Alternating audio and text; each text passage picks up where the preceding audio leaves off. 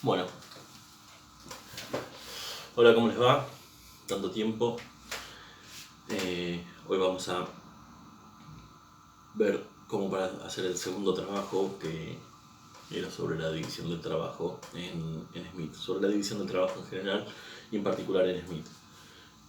Bueno, les recuerdo que acá estamos para contestar todo lo que necesiten, que usemos el grupo de WhatsApp para eso, sacarse todas las dudas. Sean del trabajo, de la escuela o de lo que sean. Espero que estén pasando lo mejor posible esta cuarentena. Cualquier problema que tengan, no duden en avisar. Bueno, para comenzar con el trabajo. ¿Qué es la división del trabajo? La división del trabajo es algo tan sencillo como decir que distintas personas hagan distintos trabajos. Sí, que no hagan todo lo mismo. Para que se entienda con un ejemplo histórico. Cuando los seres humanos recién bajábamos de los árboles, cuando estábamos dejando de ser exclusivamente animales, hacíamos todos el mismo trabajo, que era el de conseguir comida. No sabíamos fabricar comida, entonces vivíamos de la naturaleza, de recoger frutos de los árboles y de cazar animales. Entonces, éramos nómades, nos movíamos de un lado para otro, llegábamos a un lugar, comíamos, recolectábamos todos los frutos, cazábamos todos los animales, pescábamos todos los peces y nos movíamos a otro lugar. En un momento la humanidad se convierte en sedentaria, de a poco. Para poder hacer eso tuvo que descubrir la agricultura. O sea, básicamente descubrir que de una semilla sale una planta y que si uno la siembra en un determinado tiempo y lugar va a obtener una planta que le va a dar mayor cantidad de comida. Eso fue gracias al desarrollo tecnológico. Pero al principio no tenían muchas técnicas, entonces se tenían que dedicar todos a conseguir comida. Realizaban todos la misma tarea, o a lo sumo una división de trabajo rudimentaria, por ejemplo, las mujeres recolectando y los hombres cazando, pero nada más que eso. Cuando empieza a avanzar la técnica y que les permite una mayor producción de alimentos, ya no hacía falta que pongamos los 100 integrantes de esa tribu se dediquen a fabricar comida. Quizá con que haya 30 trabajando en la fabricación de comida, alcanzaba para alimentar a toda la tribu. O sea, esos 30 fabricaban la comida para ellos mismos y un excedente. O sea, un poco de producción de más que le permitía alimentar al resto. ¿Esto quiere decir que el resto no iba a hacer nada? No, se iban a poder dedicar a otros trabajos. Por ejemplo, a la metalurgia, a la carpintería, a la alfarería. Por ejemplo, imagínense que alguien con hierro inventa una pala o un arado que sirve para trabajar mejor la tierra y aumentar la productividad del trabajo. Entonces, el agricultor va a poder producir mucho más y alimentar a mayor cantidad de gente con menos trabajo. ¿Esto quiere decir que el que produce hierro iba a tener que comer hierro? No. Empiezan los intercambios. O sea, la división del trabajo es que diferentes personas hagan diferentes trabajos y luego lo intercambian entre sí. Entonces, el que produjo la pala, por ejemplo, se le intercambia por 2 bolsas de grano al que produjo los granos. Y así empieza a hacerse más compleja la sociedad y van surgiendo nuevos trabajos, nuevos oficios. Y se va consiguiendo el desarrollo y la civilización. Si quieren ver un ejemplo de cómo sería vivir en tiempos sin división del trabajo, ahora en el link en la descripción de este video y en el grupo de WhatsApp les voy a mandar el video de los Pirajá, una tribu del Amazonas en Brasil, que hasta hace poco tiempo vivía como en la época de cuando no había cuando no había división del trabajo, que vivían como en el Paleolítico, ¿sí? Yo les contaba cuando en la única clase que tuvimos, esa gente tiene un lenguaje que no tiene palabras ni para el pasado ni para el futuro. ¿Por qué? Porque no necesitaban planificar el futuro. Cuando tenían hambre, agarraban una lanza, cazaban un pez de los tantos que había en el Amazonas y se lo comían. Nunca, jamás le faltaron peces. Por eso nunca tuvieron que pensar en el futuro y pensar, bueno, tengo que pescar 15 peces para este mes porque si algún día me falta. No, nunca le faltó, entonces nunca necesitaron planificar el futuro. El desarrollo de la tecnología siempre fue en lugares donde la naturaleza no proveía de todo lo que necesitaban, entonces lo tenían que inventar los seres humanos. Bueno, repasando, para responder a la pregunta 2, ¿cómo fue posible la división del trabajo entre los primeros seres humanos? Relacionarlo con el concepto de excedente. Bueno, fue posible gracias al desarrollo de la agricultura que permitió que pocas personas puedan alimentar a toda su sociedad. Entonces, con el trabajo de esas personas que producían alimentos para ellos y un excedente para los demás se pudieron dedicar a otros trabajos y así comenzó el desarrollo tecnológico de la humanidad. La pregunta siguiente dice: ¿cuál es la división del trabajo que describe o propone Smith? Explicar por qué esta forma de producción aumentaría la productividad del trabajo, destacar la especialización y la disminución de los tiempos muertos.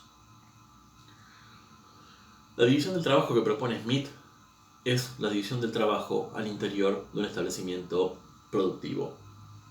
En los comienzos de la Revolución Industrial empezó a crecer el sector manufacturero, o sea que producían cosas con sus manos.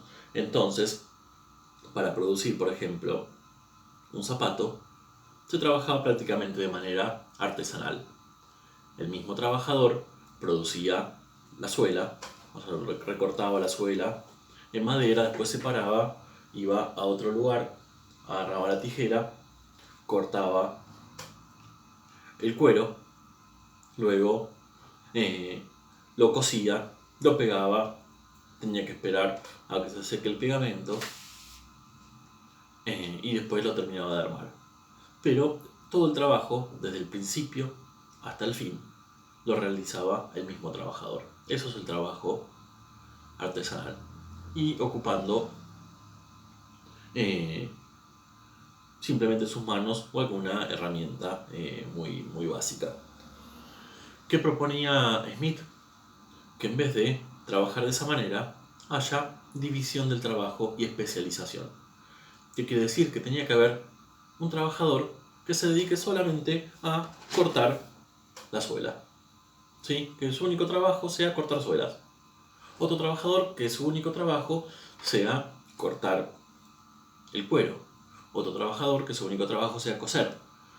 ¿Sí? Y así con cada una de las tareas que hacen al producto. De esta manera, el obrero, por ejemplo, el que tiene que cortar las suelas, lo iba a hacer cada vez mejor y cada vez más rápido, porque hace un solo trabajo. Entonces, al hacer el trabajo de manera repetitiva, de cortar así, bueno, tengo que cortar acá. Si hago siempre este mismo trabajo, lo voy a hacer cada vez mejor y cada vez más rápido. Para esto tenían que haber una producción estandarizada, o sea que las suelas tienen que encajar con el cuero, bueno, todo tiene que encajar perfecto y tiene que haber medidas estandarizadas, a diferencia del trabajo artesanal, donde es un producto que es casi una obra de arte, por lo tanto no necesita estandarización. Entonces, se dan dos cosas. Por un lado, el trabajador se especializa en una sola tarea y lo puede hacer mejor y más rápido. Por otro lado, se disminuyen los tiempos muertos, porque el trabajador está siempre sentado o parado en el mismo lugar produciendo lo mismo. No necesita pararse para ir a buscar otra cosa o cambiar de máquina, no sé, dejar la sierra y agarrar el martillo. Y a su vez, los dueños de la fábrica necesitan menos herramientas, ¿sí? Porque un tipo necesita una sola sierra. En cambio, antes, si tenía 10 tipos, necesitaba 10 sierras, 10 martillos, 10 tijeras. Ahora con un martillo para el que clava las suelas, alcanza. Una sierra para el que las corta, alcanza.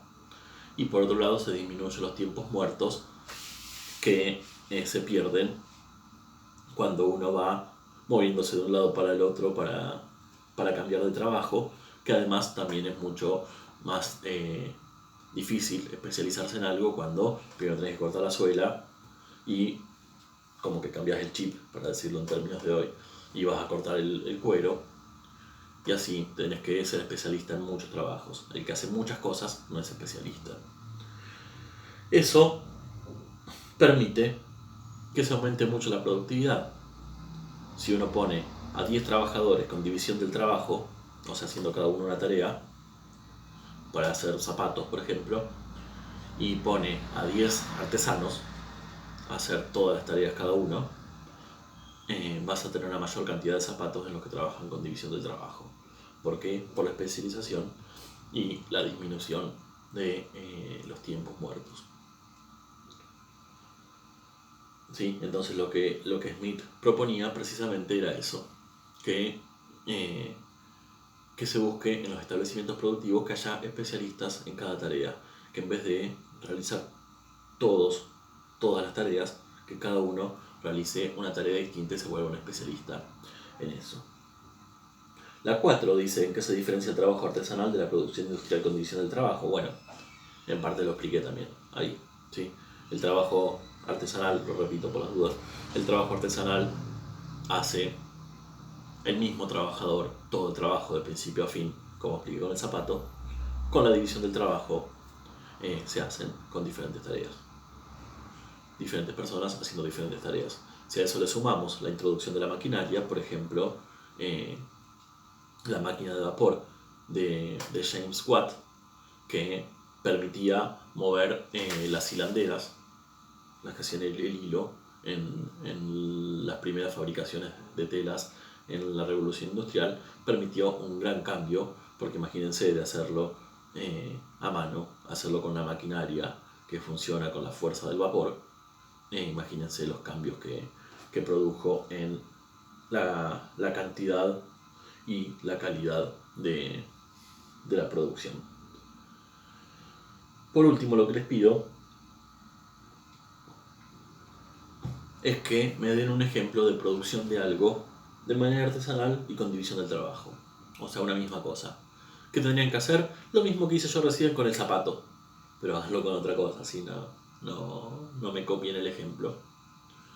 Imaginen cómo sería fabricar un determinado objeto de manera artesanal y cómo sería fabricarlo con la división del trabajo.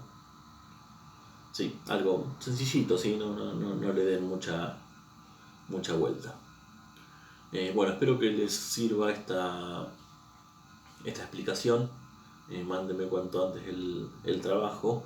Y bueno, cualquier duda, en serio, no duden en preguntar. No les voy a responder quizá urgente, pero sí les voy a responder, porque la idea es que mantengamos dentro de lo posible la continuidad pedagógica, que ustedes puedan aprovechar el año de la mejor manera posible. Bueno, espero que les haya servido y nos vemos en el próximo video con el grupo.